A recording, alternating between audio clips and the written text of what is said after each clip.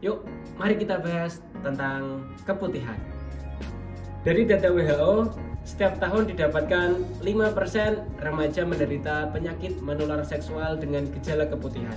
Nah, di negara Indonesia, lebih dari sepertiga penderita yang berobat ke klinik ginekologi mengeluh yang namanya leukore atau flor albus. 80%-nya termasuk keputihan yang tidak normal. Mari kita bahas tentang keputihan. Apa sih keputihan itu? Keputihan adalah suatu keadaan keluarnya cairan dari jalan lahir atau vagina selain darah. Hal ini bisa normal ataupun tidak normal. Terdapat dua jenis keputihan yang normal dan yang tidak normal. Yang pertama, keputihan yang normal terjadi karena proses alami tubuh. Keputihan ini memiliki ciri cairan yang berwarna bening, terkadang putih kental, dan tidak berbau. Keputihan ini tidak disertai rasa gatal, nyeri, dan rasa terbakar.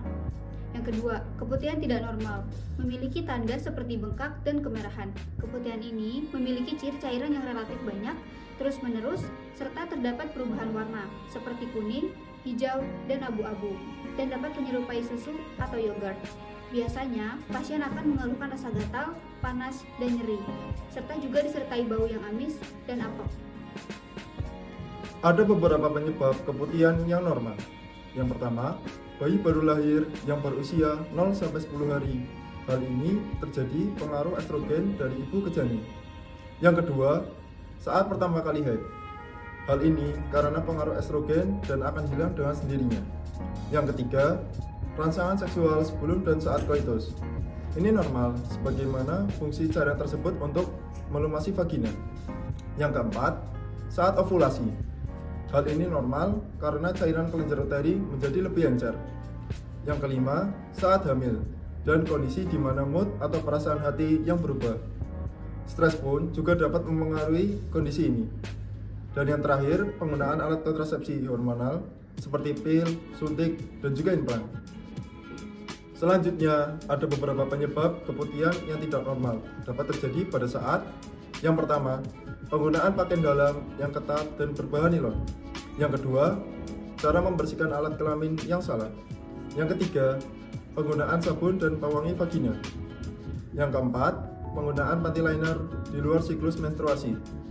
Yang kelima, saat keadaan leukore yang normal tetapi tidak tertangani dengan baik dan terus-menerus yang berakibat pada perubahan fungsi fisiologis dari vagina sehingga bakteri, jamur, parasit, dan virus menginfeksi vagina. Dan yang terakhir, yaitu adanya benda asing, keganasan, dan erosi. Komplikasi dari keputihan. Keputihan abnormal yang tidak tertangani dengan baik dan dialami dalam waktu yang lama akan berdampak pada terjadinya infeksi saluran reproduksi.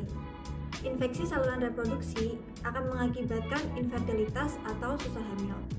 Pada ibu hamil dapat menyebabkan keguguran, IUFD atau biasa disebut dengan kematian janin dalam kandungan, kelainan kongenital, dan lahir prematur.